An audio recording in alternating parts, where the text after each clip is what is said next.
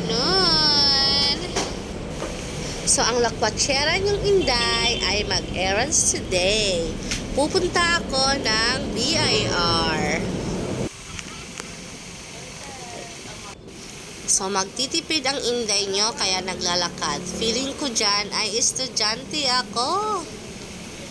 Sobrang init mga Inday. Sayang ang beauty ko. Charot, wala palang beauty. Wow! So bitaw mga Inday, kailangan kong magpunta para matapos na tong aking errands. Last week pa po ito. So yan, lakad-lakad lang tayo mga Inday. Oy kasi, sayang mo ng pamasahe mga Inday.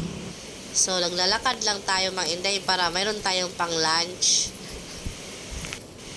So ayan mga Inday, malapit na po ako. Nakikita ko na ang aking future. So ayan na sila.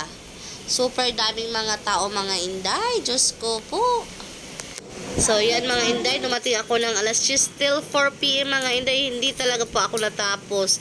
Mission field talaga mga Inday, oy. Sana tomorrow, okay na. Thank you.